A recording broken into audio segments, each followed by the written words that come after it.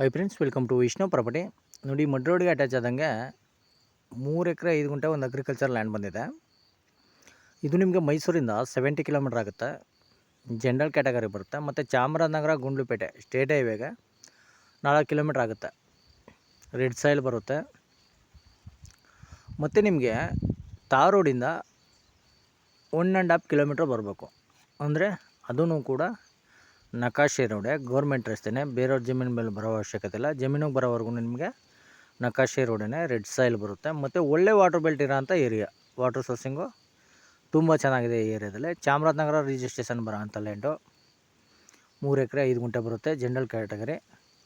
ನೋಡಿ, ಇವರು per acre ಬಂದು 20 ಲ್ಯಾಕ್ಸ್ ಹೇಳ್ತಾಯಿದ್ರು. 20 ಲಕ್ಷ ಹೇಳ್ತಾಯಿದ್ರೆ ಪರ್ ಏಕರು. ನೆಗೋಷಿಯೇಬಲ್ ಆಗುತ್ತೆ.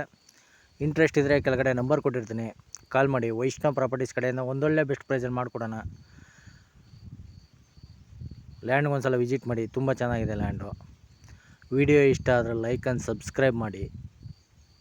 Okay, thank you friends.